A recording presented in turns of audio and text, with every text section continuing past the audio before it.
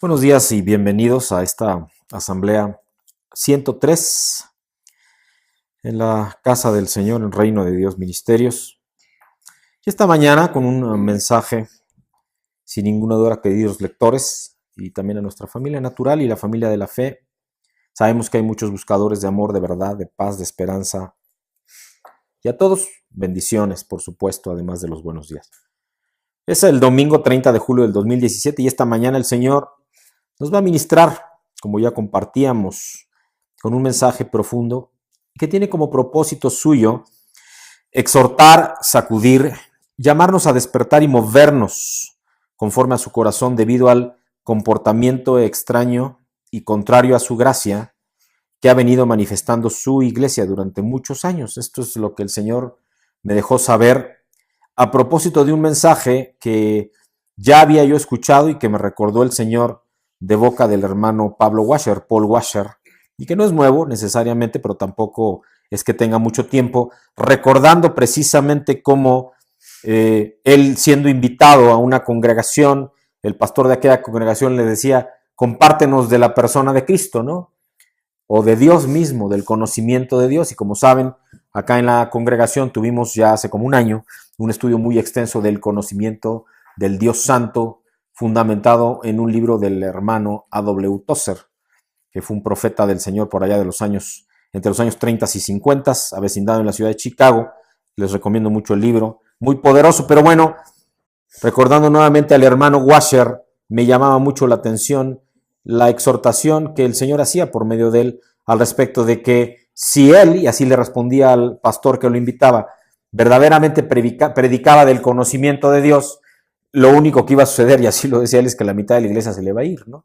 Porque en realidad él encontraba y él discernía que gran parte del cuerpo de Cristo en realidad conoce de la obra de Dios, conoce de los hechos de Dios, conoce de teología y doctrina, pero no conoce a Dios en muchas ocasiones. Y esto es lo triste, y justamente por eso el Señor me llevó a preparar este mensaje, permitir que Él lo ministre, y que lleva por título Arrepentimiento verdadero, gracia de Dios. El propósito, pues, el qué, la visión, el arrepentimiento verdadero y el cómo por medio de la gracia de Dios.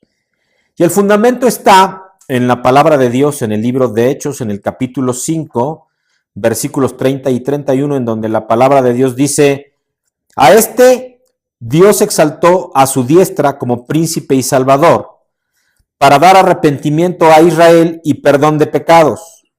Y nosotros somos testigos de estas cosas, y también el Espíritu Santo, el cual Dios ha dado a los que le obedecen. Palabra del Señor.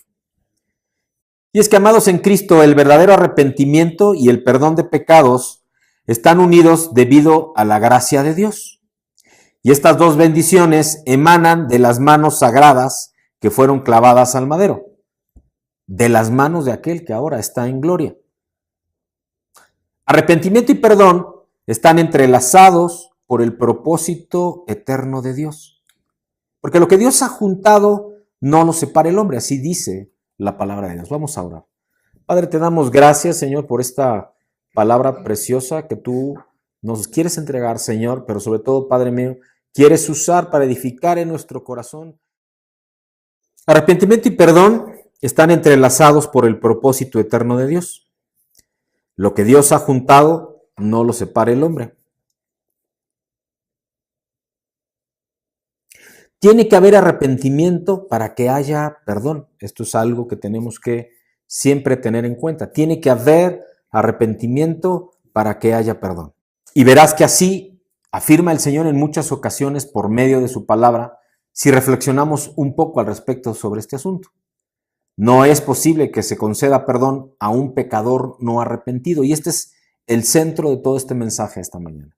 No es posible que se conceda perdón a un pecador no arrepentido. Así que la cuestión precisamente es, y esto un poco recordando nuevamente a este mensaje que hace algunos años escuché del hermano Washer y que recordé brevemente en este corto que recibí, y que me hizo recordar algo por lo cual precisamente el Señor me levantó en estos ministerios, que es: háblales de mí, me dijo el Señor. Ya no les hables tanto de mis obras y de mis hechos, que de eso sobra, porque solo hay que voltear a ver la creación. y si verdaderamente me conocen a mí y están en comunión conmigo, tendrán sensibilidad en su corazón para discernir las señales que todos los días en mi creación se manifiestan al respecto de que yo estoy y yo soy. Pero si no me conocen a mí, no lo van a ver y no lo van a discernir.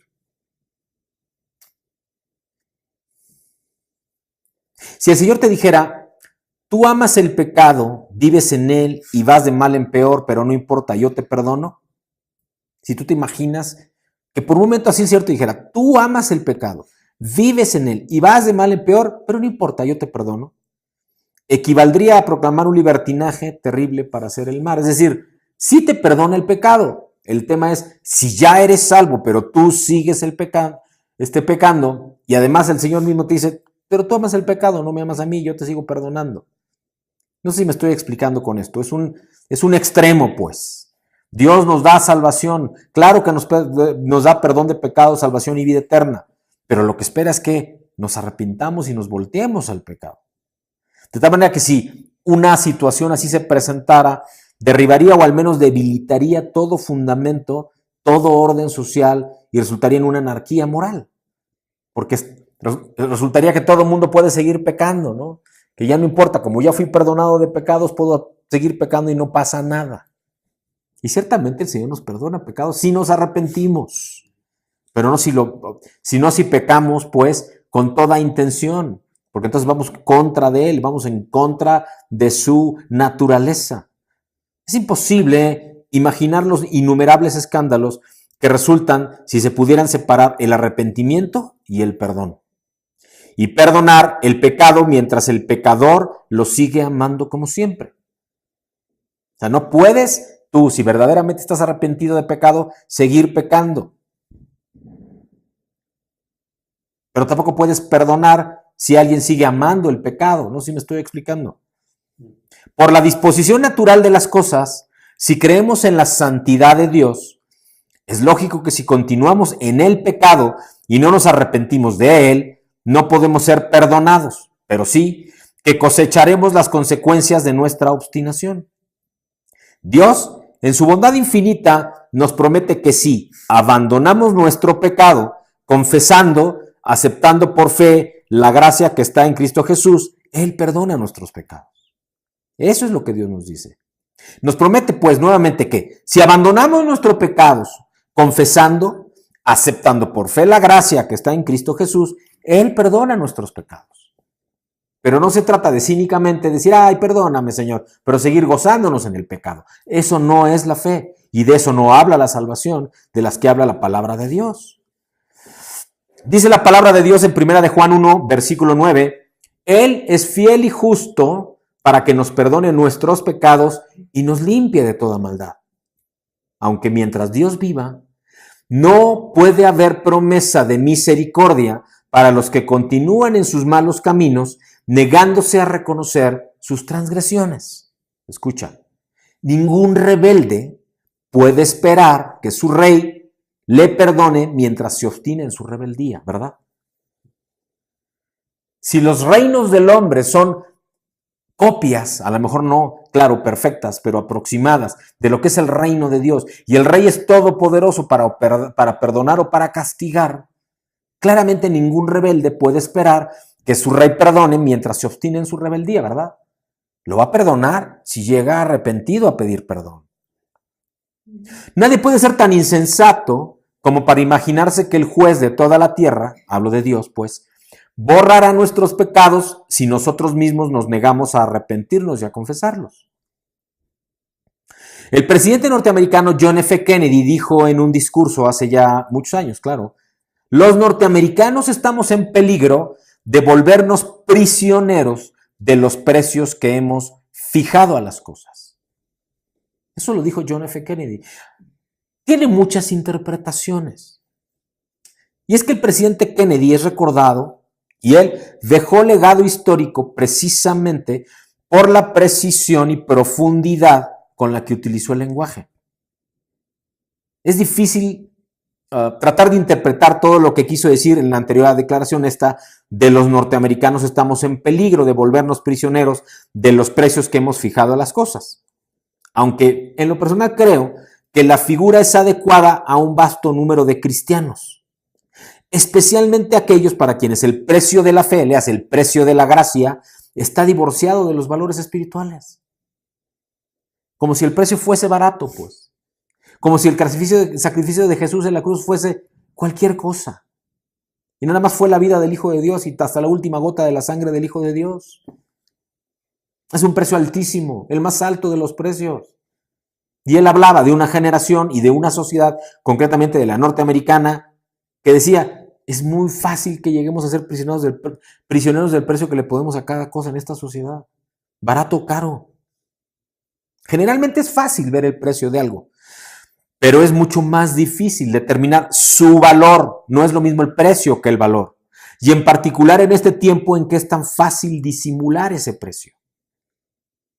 En los últimos días he estado reflexionando, entre otras cosas, al respecto de hermanos, de hijos de Dios, que me generan una sensibilidad especial debido a su religiosidad. Justo porque compartí este clip de una porción de esta administración del hermano Paul Washer, hubo algún comentario, ¿no? Dicen, sí, no, es que tenemos que prepararnos más, era el comentario, ¿no? Y sin duda tenemos que prepararnos más. Y este hermano en Cristo, que es un pastor que conozco, lo decía porque él está al frente de un instituto de entrenamiento bíblico, teológico y de liderazgo espiritual basado en la palabra de Dios. Lo decía en ese contexto, y no es que yo esté en desacuerdo, pero de nada nos sirve sabernos la Biblia de memoria y aplicar los principios de la Biblia a la vida cotidiana, si no primero conocemos y tenemos una relación personal e íntima con Dios. Es más, les puedo decir que es preferible para Dios que tengan una relación personal e íntima con Dios y por lo tanto lo conozcan a Él, a que conozcan la palabra. Porque si lo conocen a Él y tienen una relación personal con Él, van a acabar conociendo la palabra y van a acabar haciendo la obra. Esto, pues, de hecho, es en buena parte el origen de mi anhelo de servir a Dios. Al ser testigo de cómo el hombre ha venido utilizando su verdad, su palabra y su propósito y lo ha distorsionado en la búsqueda de alcanzar objetivos personales, asegurando que es Dios quien se los instruye. Es frecuente que el testimonio de esas personas nos resulte exageradamente estricto en algunos aspectos. Por ejemplo, no usan tabaco algunos, ¿no? O muchos. No beben licores, ¿no? Aquello de los cristianos no toman. No permiten que sus hijos varones, por ejemplo, estén en una alberca junto con sus hijas, ¿no? Y otras cosas que en lo personal considero completamente exageradas, extremas. Oigan, yo no fumo, por supuesto, ¿no? No tomo bebidas espirituosas, pero sí tomo vino de mesa. Con respeto, con medida. Si hay una persona que yo sé que eso le tropieza, no lo hago y cosas por el estilo. Mis hermanos, Jesús tomaba vino. Punto. ¿O qué creen que iba a una boda y no se divertía y no bailaba? Pero todo lo hacía en el lugar adecuado y de la manera correcta y con medida. Es más, aún entre el pueblo de Dios, es natural tomar vino de mesa, claro, con moderación. Tenemos que ser prudentes, por supuesto, pero no caigamos en los extremos, mis hermanos. Y sí, bien es cierto en la palabra de Dios, y no vamos a ministrar eso hoy, habla de las características y de los atributos del obispo Pablo en sus cartas paulinas, y habla de precisamente que sean sobrios, ¿no? Pero hablan de sobrios de carácter, no sobrios de bebida, aunque sí hay una parte en donde sí habla de eso. Pero claramente, mis hermanos, de lo que está hablando Pablo es de ser prudentes, de ser equilibrados, no de ser completamente y absolutamente apartados de todo, porque si no, entonces Jesús jamás hubiera caminado entre los pecadores. Luego entonces, cuando estamos hablando de gente que no toma, que no usa tabaco, pero incluso que llega al extremo de sus hijos varones no pueden nadar con sus hijas mujeres en una alberca, pues estamos hablando de exageraciones y extremos.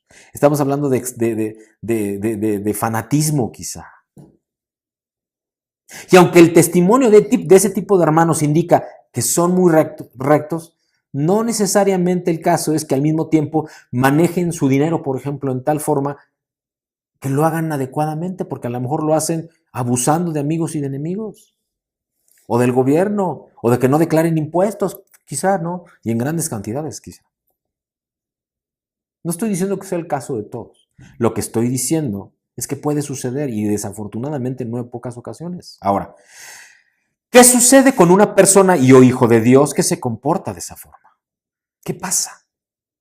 Están tan encadenados por el precio que había fijado a su fe y la convirtió en una religión. ¿Lo ven?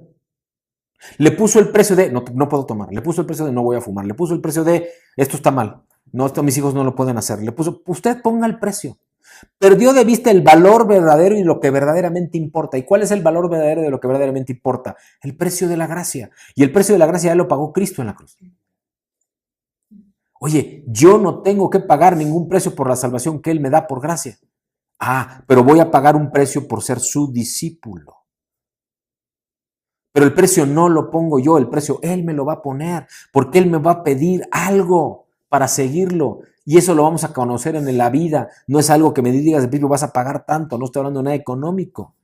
Un pastor en realidad debe de orar diciendo, Dios nuestro, perdónanos por ser tan sensibles a lo que no importa mucho y tan insensibles a lo que importa todo.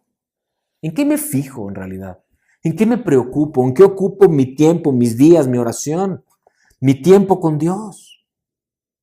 ¿No deberíamos orar todos así? Señor, déjame ver aquello que verdaderamente importa, te importa a ti, no lo que yo creo que te importa a ti. ¿Qué importa cómo me ve la gente? Lo que importa es cómo me ve Dios. A mí no me importa lo que la gente piense, opine o juzgue al respecto de mi comportamiento o de mi carácter, o si tengo unción o no tengo, o si tengo conocimiento de Dios o no lo tengo, o si tengo conocimiento de la palabra de Dios o no la tengo. Lo que me importa es lo que Dios opina de todo eso. Eso es lo que debiera de ser en realidad. Escucha, es fácil ocuparnos de lo secundario, es fácil ocuparnos de lo transitorio, es fácil ocuparnos de lo trivial y olvidarnos de lo que es vital y de lo fundamental y de lo eterno.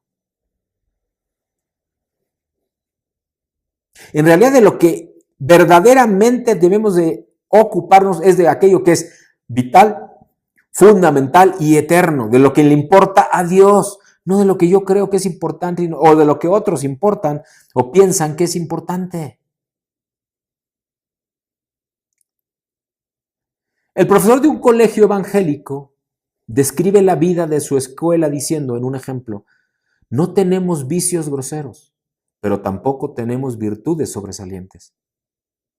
No tenemos ningún vicio sórdido, pero tampoco ninguna virtud sublime. Sensibles a las infracciones menores de la ley, pero insensibles a las demandas del amor de Dios.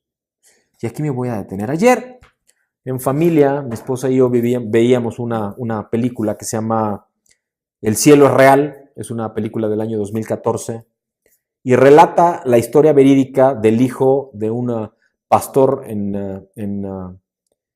el centro de Estados Unidos, no recuerdo el estado, no sé si Georgia o Arkansas, yo no recuerdo, pero es lo de menos. Sí recuerdo el nombre, es el pastor Burpo, así se apellida, así que si lo buscan lo van a encontrar, cuyo hijo, si no mal recuerdo, Conlon, algo así, tiene una emergencia, resulta que había tenido una apendicitis, se le había reventado el apendicitis, ellos no se habían dado cuenta, se pone muy grave un niño de 4 años, y estando en el hospital, la mamá le habla a la congregación para que oren. El papá tiene un arrebato, va al lugar de oración y tiene un encuentro ahí muy fuerte con Dios reclamándole que no le vaya a quitar a su hijo, porque además estaban viviendo un tiempo de tribulaciones financieras y de cuestionamientos de la congregación. La película relata cómo el niño sale de la operación sin ningún más problema y hasta ahí todo parecía en orden.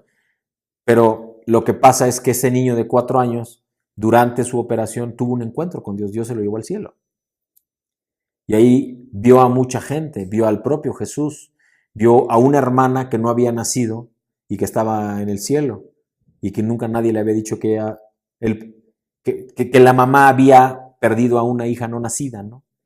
Y sin embargo, en algún momento en la escena, en la película, el niño le dice a la mamá, conocí a mi hermanita no nacida. Tenía otra que sí había nacido y le dice, no, pues sí es tu hermana, no, te estoy hablando de esa. Estoy hablando de otra que no es ella, que yo vi allá en el cielo. Y entonces, pues la película gira alrededor de cómo el pastor tiene un tremendo cuestionamiento de su fe porque al principio no sabe si creerle a su hijo o no, después se da cuenta que claro que le cree porque él conoce a su hijo y sabe que está diciendo la verdad, pero la propia congregación y la comunidad lo empieza a cuestionar de cómo puede hablar de eso. Es decir, una congregación que creía en un pastor que les predicaba verdad, empieza a dudar del pastor y de lo que estaba viviendo, porque ahora sí estaba viviendo algo que verdaderamente venía de Dios. No sé si me estoy explicando. Le hace, ese niño había tenido un encuentro con Dios, había conocido a Dios y estaba hablando de Dios y eso sí no lo creían. Y de eso les estoy hablando aquí hoy. Eso es lo que me está diciendo aquí hoy. Y para eso me levantó Dios. ¿En qué Dios creemos? Entonces creemos lo que pasó en el pasado. Por lo tanto, creemos lo que está en la Biblia, que es pasado. Pero no creemos que Dios es. Y no creemos que podemos tener un encuentro con Dios y por lo tanto no creemos que podemos tener un conocimiento de Dios porque tengamos una relación verdadera con Dios. Entonces, ¿qué preferimos? ¿Conocer la obra de Dios o conocerlo a Él? ¿Qué preferimos? ¿Conocer la obra de Dios o conocer al Dios de la obra? Mis hermanos, a mí el Señor me levantó para presentarles al Dios de la obra, no la obra de Dios. Porque la obra de Dios cualquiera se las puede presentar. Cualquiera se las puede presentar. Y seguramente hasta con mejor, no voy a decir doctrina, pero sí teología o método científico o toda ciencia de hombre que Dios ha permitido para estudiar su palabra. Y no quiero decir con esto que yo la desconozca, porque no la desconozco. La conozco y bastante bien. Pero lo que le estoy diciendo es, ese no fue el llamado que Dios me hizo a mí. El llamado que Dios me hizo a mí fue dejarme usar para que Él se presente ante ustedes por medio de mí, que lo conozcan a Él. Y si lo conocen a Él, entonces van a conocer su obra. Y de primera mano, no por lo que otros les digan. Dice la palabra de Dios en 1 Corintios capítulo 13, versículos 1 y hasta el 7. Y si yo hablare lenguas humanas y angélicas, pero no tengo amor, he llegado a ser como metal que resuena o címbalo que retiñe. Y si tuviera el don de profecía y entendiera todos los misterios y todo conocimiento, y si tuviera toda la fe como para trasladar montañas, pero no tengo amor, nada soy. Y si diera todos mis bienes para dar de comer a los pobres, y si entregara mi cuerpo para ser quemado, pero no tengo amor, de nada me aprovecha. Porque el amor es paciente, es bondadoso. El amor no tiene envidia. El amor no es jactancioso, no es arrogante, no se porta indecorosamente, no busca lo suyo, no se irrita, no toma en cuenta el mal recibido, no se regocija de la injusticia, sino que se alegra con la verdad. Todo lo sufre, todo lo cree, todo lo espera, todo lo soporta. Y aquí, mis amados en Cristo, quiero que reflexionemos, amén. Justamente al final de esta película, a la que hice referencia hace 2 minutos, el día de hoy ahora sí termina, con una homilía donde le hablan, una prédica en donde le hablan y se dice homilía, mis hermanos, hay una ciencia o una práctica o un estudio, una disciplina para estudiar la Biblia que se llama homilética, y no es católica como muchos creen, o si es católica u universal, porque eso es lo que significa la palabra católicos, porque ay Dios mío, luego dicen saber y realmente no saben nada. La palabra católicos viene, la palabra católicos con 2 Ks, K al principio y K antes de la O y la S. Católico significa universal. Así que si soy católico y apostólico, soy universal y soy apostólico, romano no soy. Solo para ser muy claro, de tal manera que la homilética es una disciplina que habla del cómo predicar, del cómo compartir la palabra de Dios. Así que en esa homilía, en esa prédica de esa final de la película, la conclusión de este pastor, su encuentro al final con Dios, porque le hablan para decir, oigan, es cierto que su hijo tuvo un encuentro con Dios y fue al cielo. Y él ya, cansado de tanto cuestionamiento, lo cuestionaban los congregantes, lo cuestionaban los hermanos, lo cuestionaba el consejo de ancianos que hasta le había avisado que iban a buscar otro pastor porque ya no creían en él. ¿Y saben qué? Vayan el domingo a la iglesia y ahí les voy a compartir. Porque ya había llegado a la conclusión de que era verdad lo que su hijo estaba diciendo y él les iba a compartir lo que él mismo estaba aprendiendo de eso. ¿Y saben de qué habla? Miren, yo no entiendo muchas cosas. Y sí, cuando mi hijo estaba en hospital muriendo, algo dentro de mí se rompió. Y eso que se rompió fue el rompimiento entre mi mente y mi fe. Porque tuve un encuentro en donde fui cuestionado lo que yo entendía con lo que yo sabía. Lo que yo entendía y sabía con lo que yo debía de conocer. Y lo único que importa es conocer a Dios y su amor. Eso es de lo que habla 1 Corintios 13, 1 al 7. Así que tenemos que reflexionar, amados en Cristo. Puede ser muy fácil caer presos de la letra de la palabra de Dios. Es facilísimo. Y volvernos todos unos eruditos, conocedores profundos, de tapa a tapa, del Génesis al Apocalipsis, de la palabra de Dios. Pero eso no nos garantiza que vamos a conocer a Dios. Es muy fácil caer presos de la letra de la palabra de Dios, pero estar vacíos de la relación que debe existir entre lo que creemos y la manera en que pensamos y hablamos, o lo que es lo mismo, es estar vacíos de la relación que debe existir entre lo que creemos y la manera en cómo vivimos. Porque la manera en cómo vivimos habla aquello de lo que en realidad creemos. Que fue lo que le pasó a este pastor Burpo en esa película, pero que es una historia de la vida real. Y muy reciente, por cierto, en Estados Unidos. La pueden buscar y la van a encontrar con facilidad. Y esto le pasa a gran parte del cuerpo de Cristo hoy y tristemente a gran parte de los hijos de Dios, siervos de Dios, pastores, predicadores, evangelistas, maestros, y profetas y apóstoles, para que quienes han tenido ese llamado. Entendiendo que profetas y apóstoles, no me voy a meter en justificar o explicar el por qué creo que sigue habiéndolos. Y nuevamente, sí hubo los 12 originales, pero sigue habiendo enviados y sigue habiendo profetas de Dios, no porque haya nada que añadirle a la palabra de Dios, sino porque hay mucho diseño y revelación de Dios que Dios quiere todavía comunicarnos. Nos es imperativo observar que en muchos de nosotros las experiencias que profesamos disfrutar y las doctrinas que afirmamos creer y las reglas que pretendemos cumplir no influyen en realidad en la vida diaria.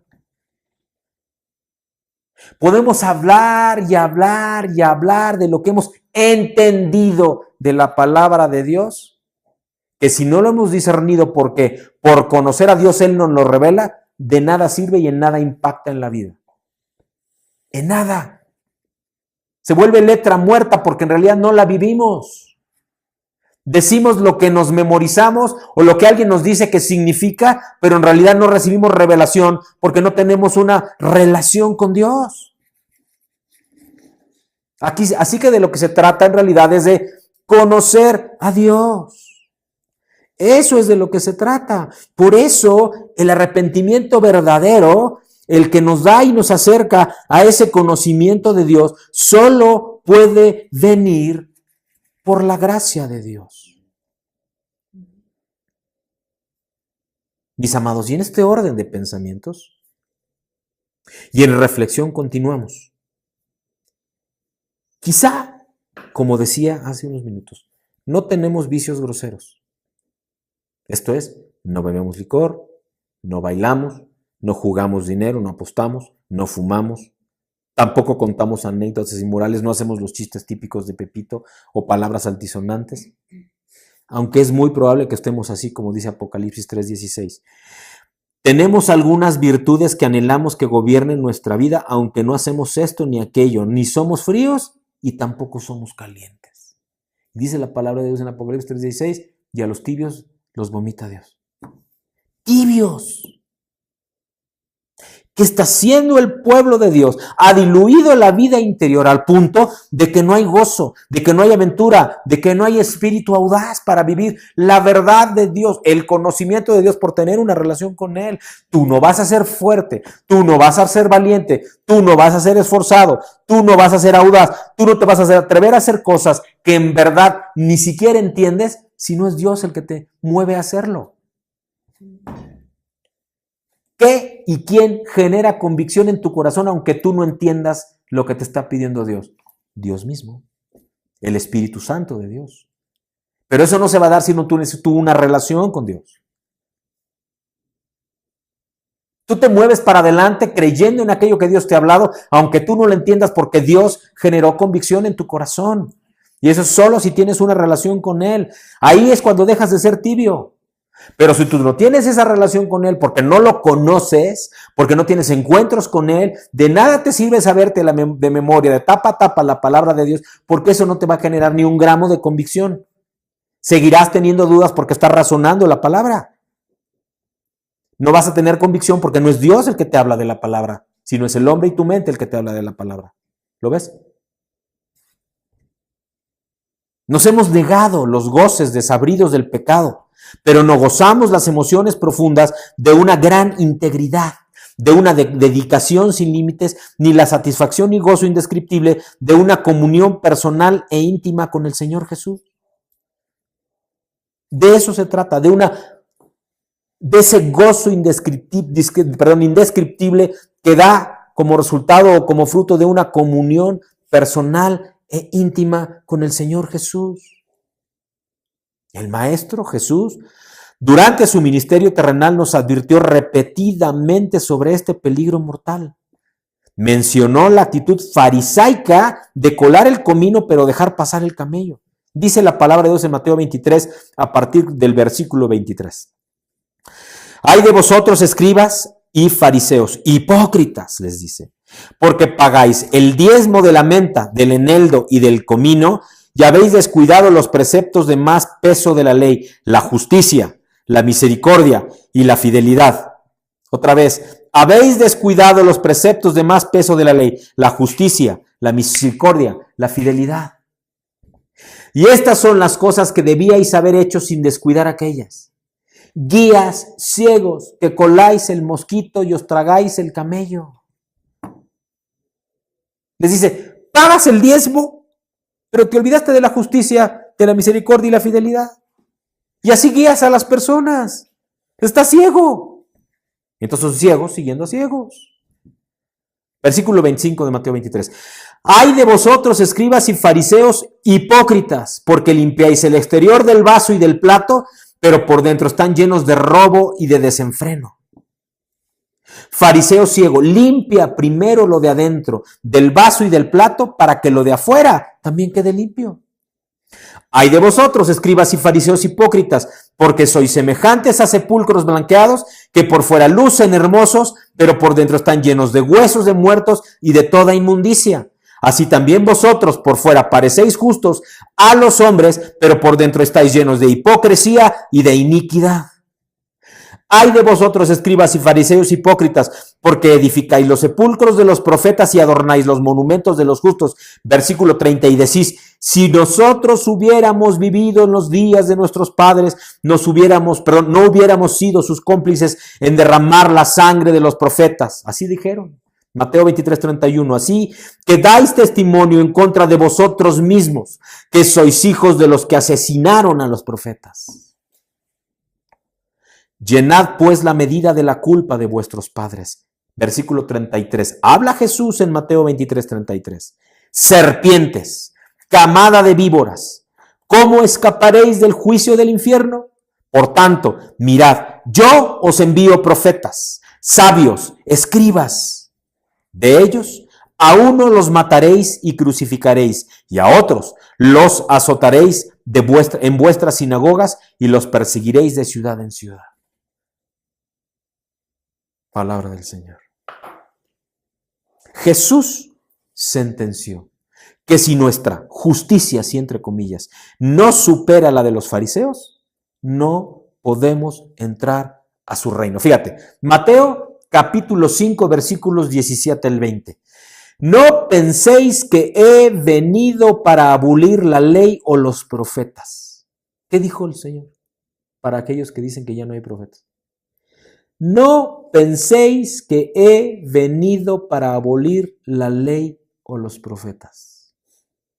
No he venido para abolir, sino para cumplir.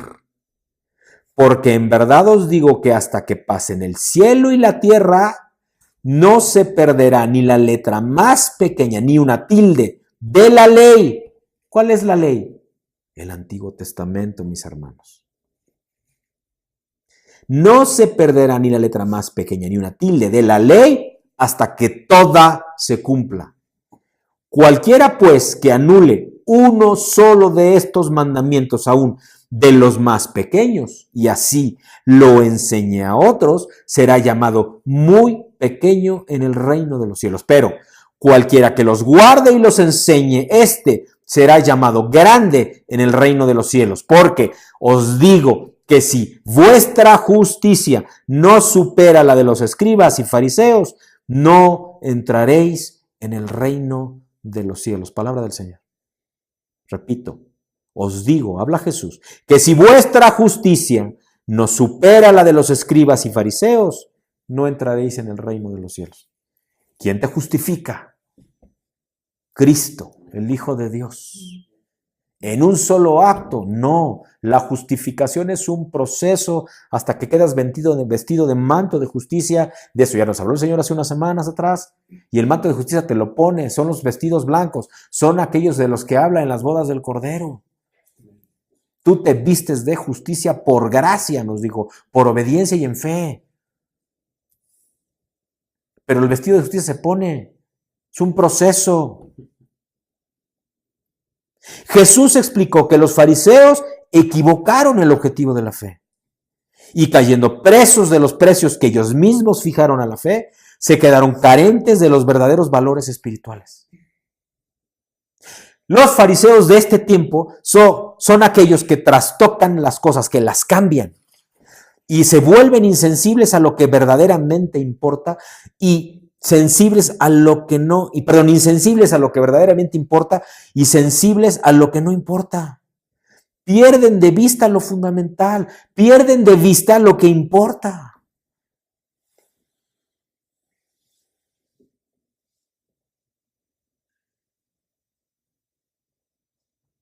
Están viendo el ojo de la aguja y dejan pasar el camino.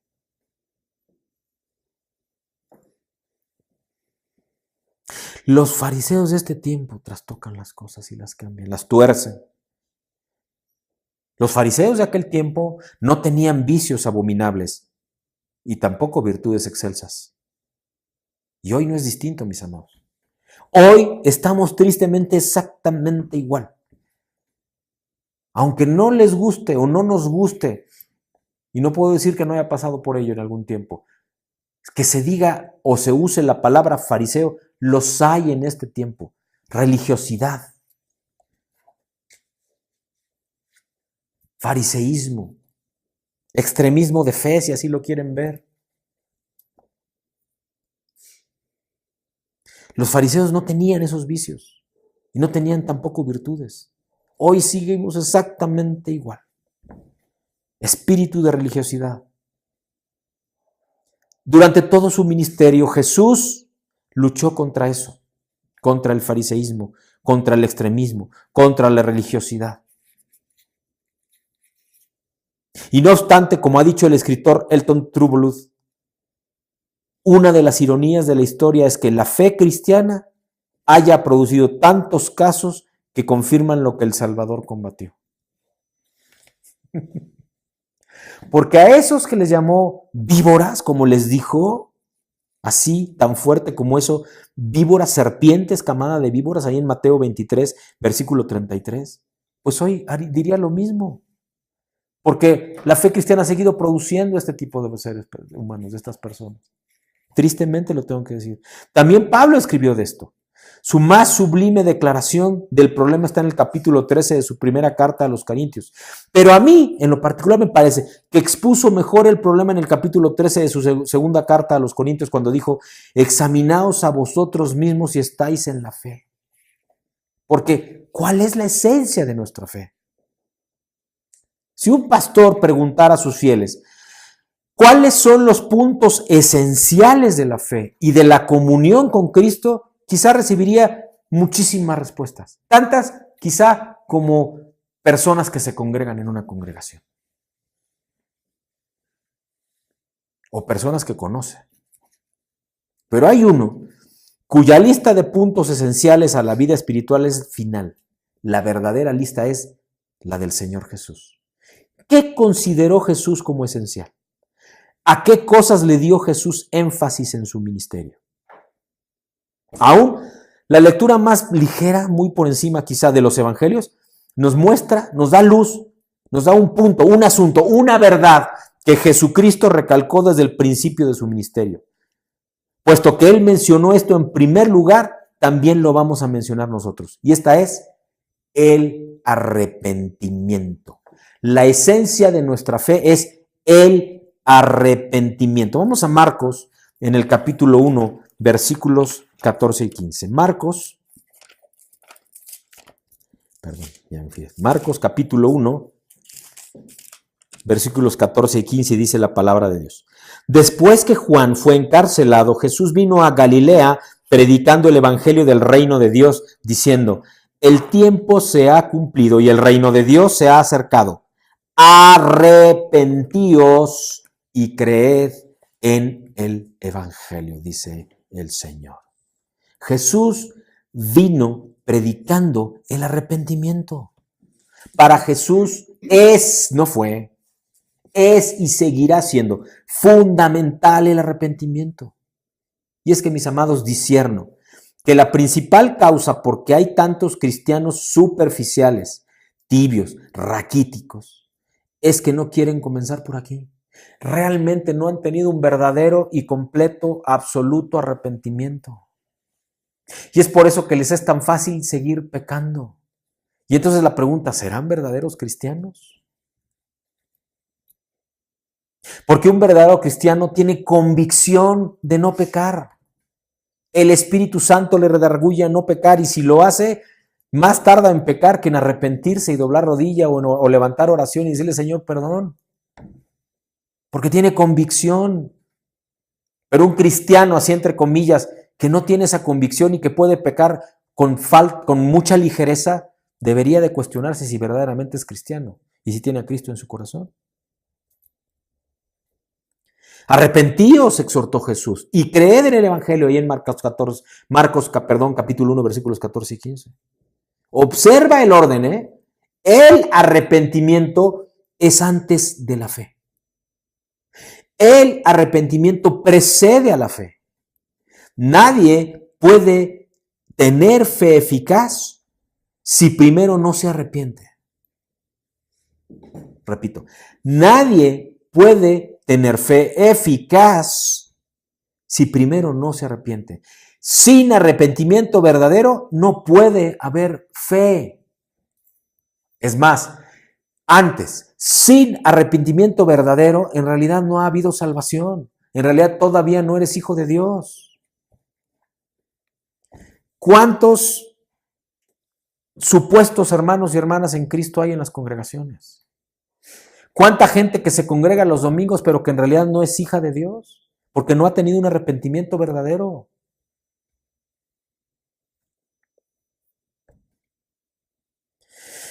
Es por esto, mis amados, que celebraciones como el Día Mundial de la Oración o el Día de la Oración por México o el Día de, ustedes nómbrenlo, no producen impacto en las condiciones mundiales o en las regionales o en las nacionales o en las locales. Léase, no cambia nada. No hay un antes y un después de esos días. La atmósfera sigue igualita.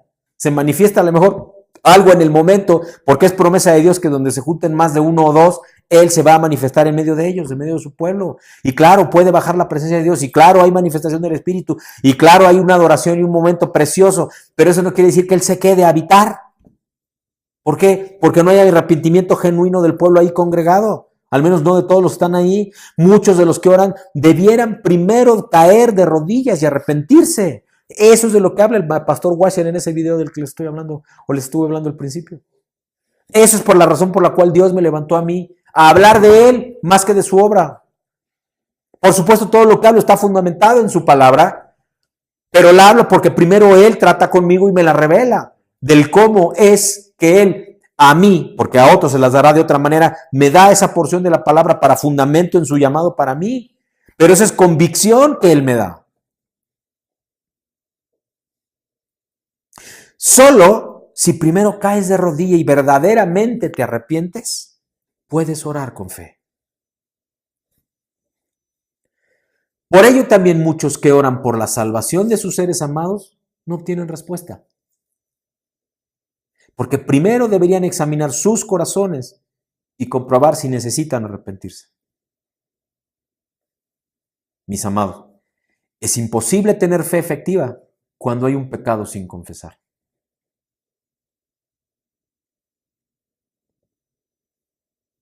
La gracia y el arrepentimiento deben ser conforme a Cristo. Pero ¿cómo es esto? ¿Cuál es la mente de Cristo al respecto del arrepentimiento? ¿Qué posición tiene en su vida para la nuestra? Es decir, ¿qué posición tiene el arrepentimiento en la vida de Jesús para la nuestra? Jesús dijo, si no os arrepentís, todos pereceréis. Eso lo dijo Jesús. En contraste, hoy en día decimos, si no tenemos armas nucleares, todos pereceremos. O, si no elegimos a tales o cuales personas al poder político, todos pereceremos. O, si no invertimos millones en combatir la pobreza o fomentar la educación, todos pereceremos. Jesús, sin embargo, insiste, si no os arrepentís, todos pereceréis. ¿A quién le vamos a hacer caso? ¿A quién le está haciendo caso hoy la humanidad? Toynbee, un historiador famoso inglés y por supuesto cristiano, nos recuerda que desde que Cristo nació se han levantado 21 civilizaciones, de las cuales 16 han perecido, no por fuerzas externas, sino por la corrupción interna. Griegos, romanos, egipcios, caldeos, babilonios, por ejemplo, nombrar algunos. Persas, más recientemente. Nadie es el hijo favorito de Dios. Si no nos arrepentimos, todos nosotros, todos los seres humanos, pereceremos. Ni todas las bombas, ni todos los miles de millones de pesos o de dólares nos van a salvar. Todavía está en vigor la ley en la cual la justicia engrandece a las naciones y el pecado destruye a los pueblos. Mis amados, en Cristo tenemos que reflexionar. ¿Qué quiere decir Jesús por arrepentimiento? ¿Acaso se refiere a asistir a las reuniones de oración? ¿Acaso se refiere Jesús a aprender de memoria algunos o muchos o todos los versículos bíblicos? ¿Acaso se refiere a recibirse como miembro de una iglesia o de un instituto teológico? ¿Acaso se refiere a bautizarse en agua? ¿O quiso decir pasar a un púlpito y un escenario durante una campaña evangelística para luego vivir según ciertas normas de moralidad o de fe? Pues no, claro que no quiso decir eso. Para nada quiso decir eso Jesús. Jesús se refería a una completa, a una absoluta confesión de todo pecado. Eso es el arrepentimiento. Todo lo otro no sirve sin arrepentimiento. Pero ese completo arrepentimiento tampoco puede ser sin la completa gracia, incosteable gracia de Dios. Si queremos perdón completo, necesitamos una confesión total de nuestros pecados. No al hombre, a Dios. Y como resulta que estamos pecando todos los días, pues entonces todos los días hay que regresar delante de Él, a entregarle esos pecados, a confesarle esos pecados. En la palabra de Dios en Primera de Juan, en el capítulo 1, versículos 8 al 10, dice: si decimos que no tenemos pecado, nos engañamos a nosotros mismos, y la verdad no está en nosotros. Si confesamos nuestros pecados, Él es fiel y justo para perdonarnos los pecados y para limpiarnos de toda maldad. Versículo 9 de Primera de Juan 1. Versículo 10 ahora.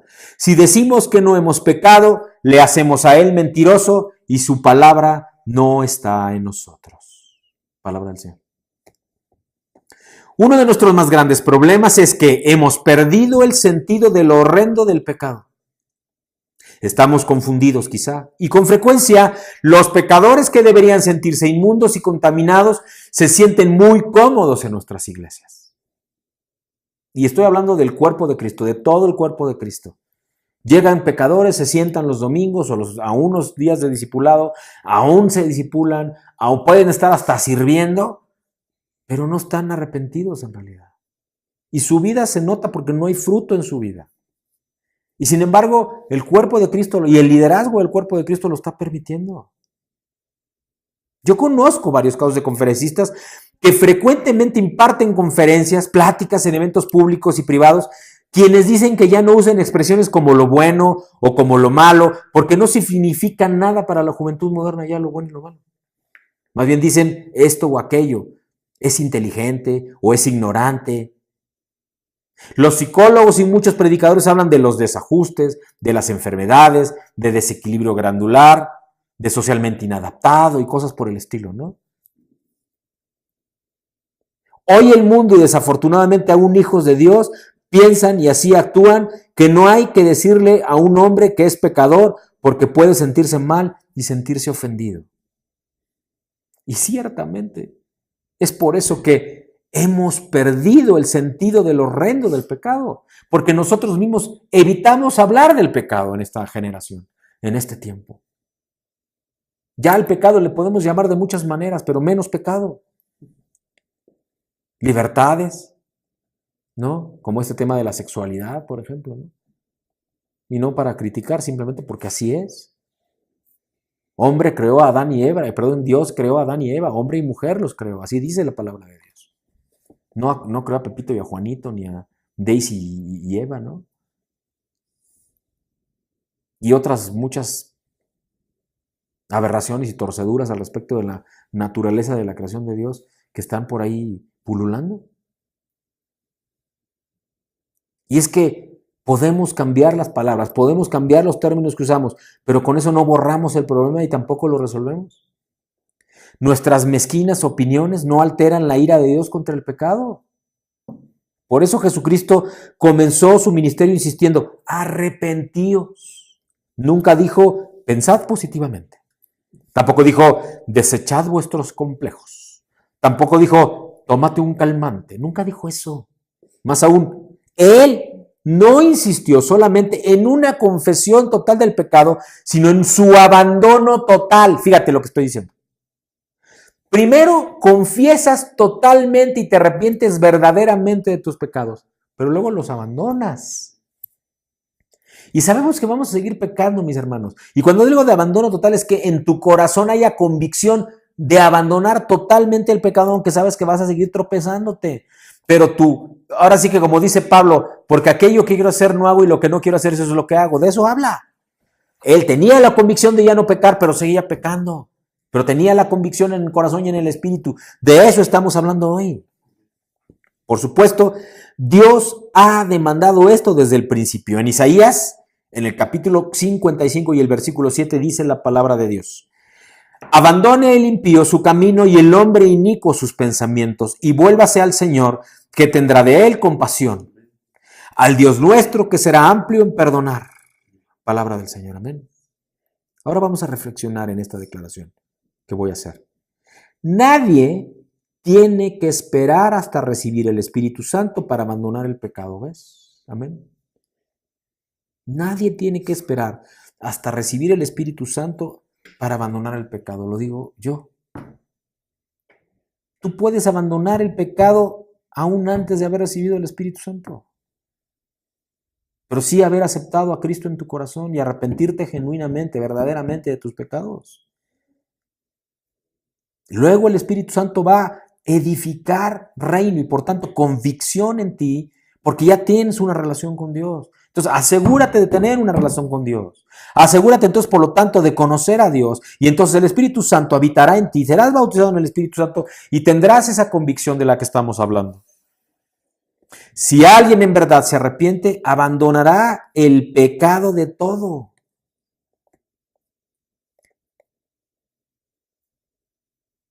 El arrepentimiento verdadero, mis hermanos, deja manifiesto lo superficial de muchos esfuerzos por ganar almas. A un inconverso se le pregunta quizá, ¿crees tú que Dios promete salvarte? Pues entonces ya eres salvo. Esa es una manera de predicar que se usa mucho. Una cosa es creer que me puede salvar y otra cosa es que yo sea salvo, ¿eh? Son dos temas distintos.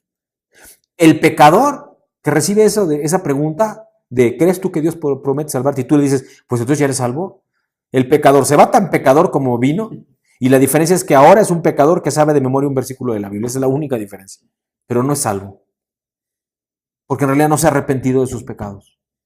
¿Lo ves? Hasta los diablos conocen la Biblia. Los demonios conocen la Biblia y tiemblan. Y no por eso tienen una fe salvadora. Por eso les digo, te puedes saber la Biblia de tapa a tapa, eso no te da salvación. No te da salvación conocer la Biblia de tapa a tapa.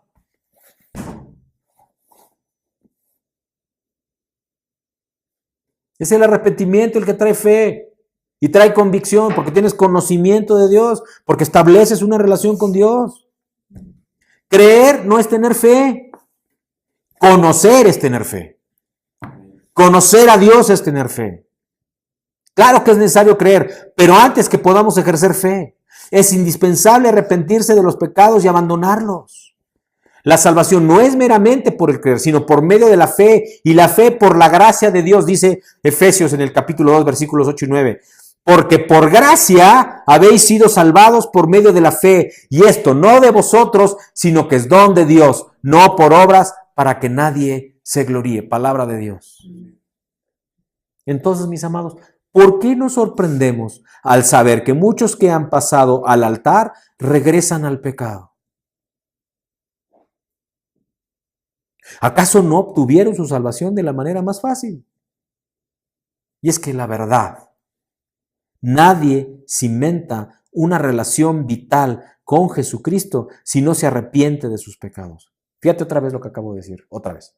La verdad es que nadie puede cimentar, fundamentar una relación con Jesucristo si no se arrepiente de sus pecados.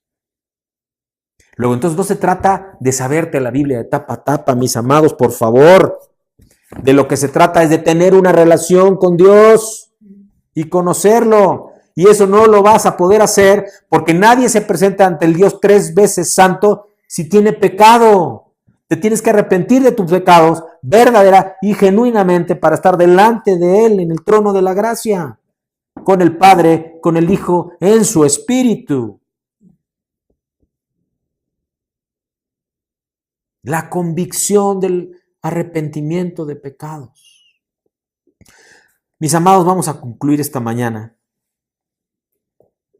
Solo quienes sienten todo el peso del pecado claman: ¿qué debo hacer para ser salvo?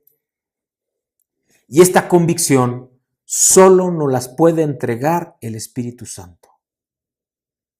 Solo el arrepentimiento más genuino produce una conversión real. Solo los que en verdad han sido convertidos pueden ser bautizados con el Espíritu Santo y recibir la entera santificación. Nos es necesario desechar conversiones fingidas. Nos es necesario desechar arrepentimientos emocionales.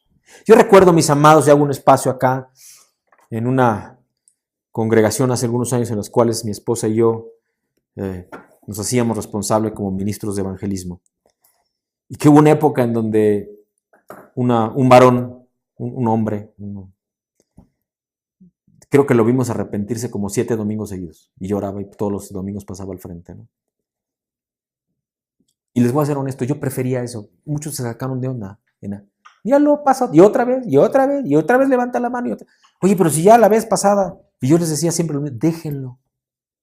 Porque si él sigue sintiendo en su corazón que tiene que volver a levantar la mano y volver a pasar, es porque siente que aún no es salvo.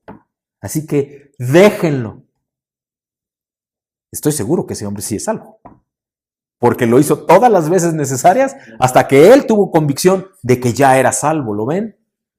No fue mental su convicción, fue verdadero arrepentimiento.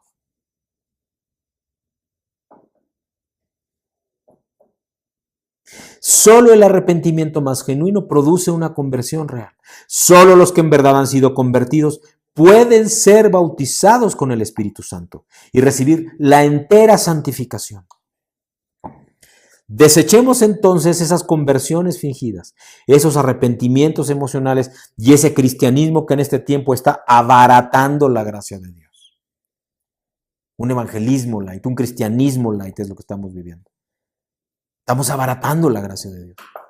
Tenemos que pagar el precio de una convicción producida con el Espíritu Santo que hace a los pecadores caer de rodillas, verdaderamente arrepentidos.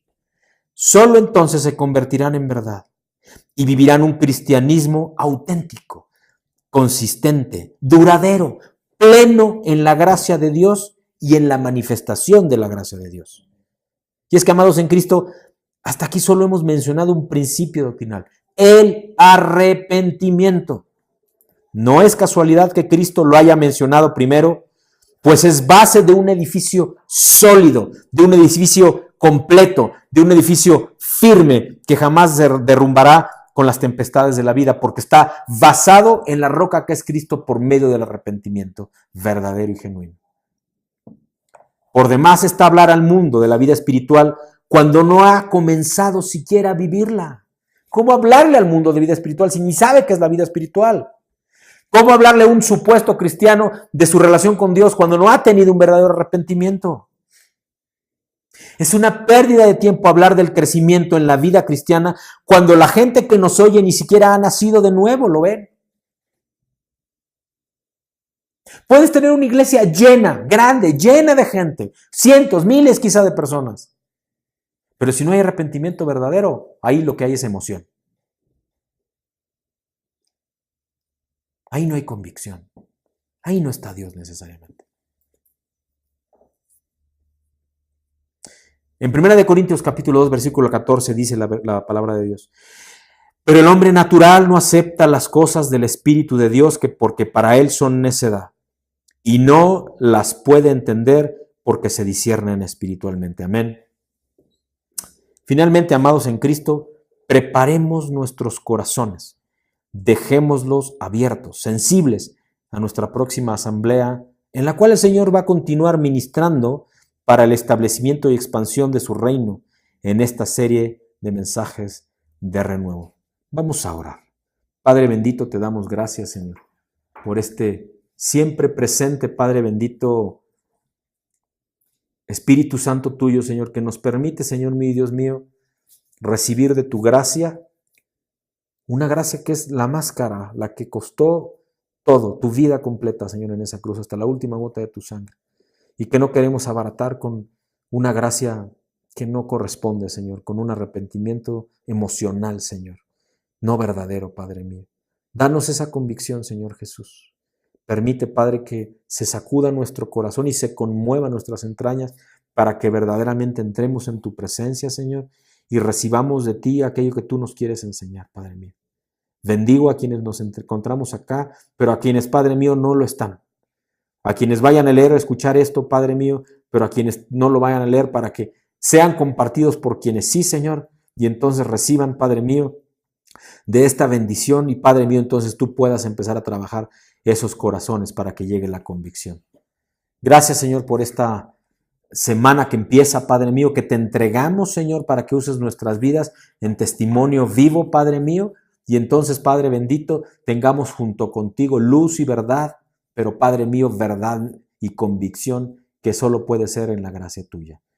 Te lo pedimos, Padre, y te entregamos nuestra semana para que nos uses con poder, Padre mío, en el bendito nombre de Cristo el Señor.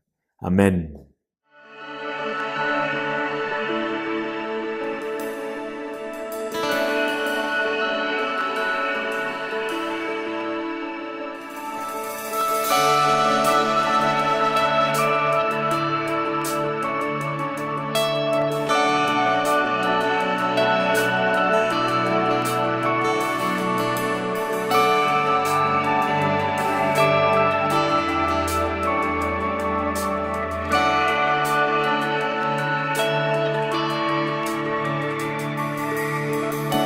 Muéstrame, Dios, lo que te conmueve. Hazme ver, Dios, lo que te cautiva. Muéstrame, Dios, lo que te quebranta a ti.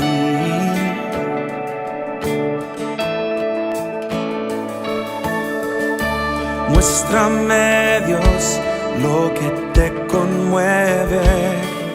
Mi vida doy, Dios, como tú la diste. Hazme ver, Dios, lo que te quebranta a ti. Hazme ver con tus ojos de amor. Muéstrame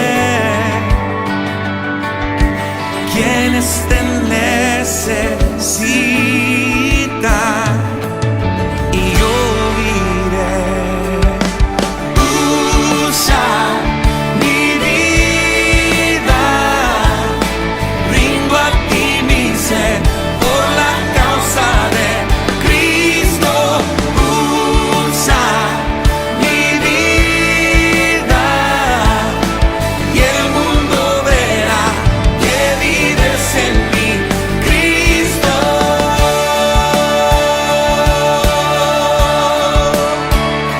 Cristo.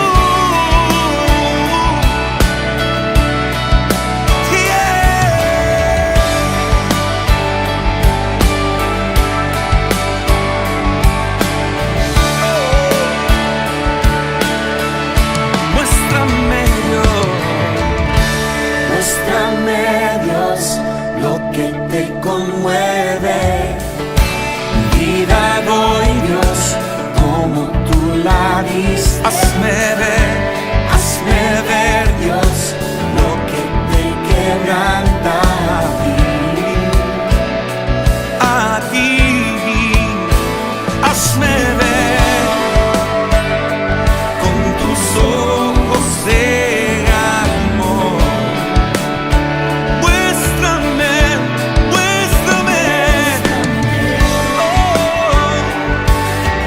quienes te necesitan. Yo iré.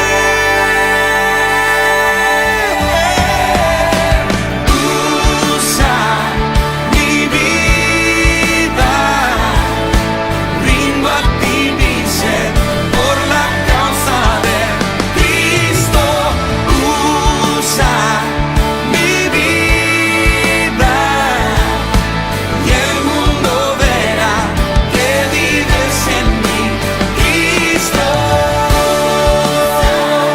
Mi vida, rindo a ti mi ser por la causa de Cristo.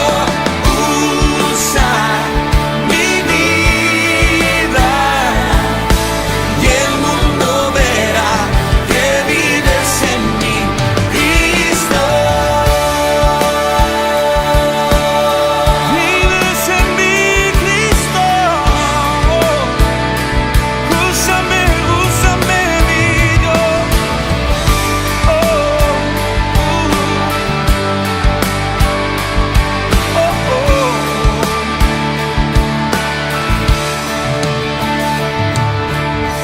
Úsame, te serviré, yo iré. Usa mi vida, úsame, te serviré y yo iré. Usa mi vida, úsame, te serviré, yo iré. Usa mi vida, úsame, te serviré, yo iré.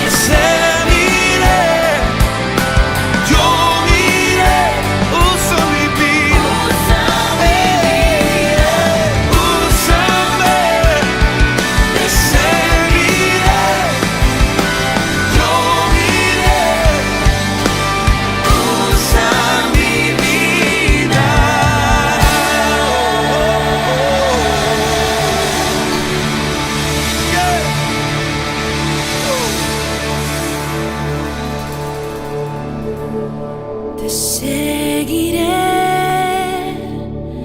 a donde vayas, te seguiré a donde vayas, te seguiré a donde vayas. Iré con él por siempre. Te seguiré a donde vayas, te seguiré a donde vayas, te seguiré a donde vayas. Iré con él por siempre.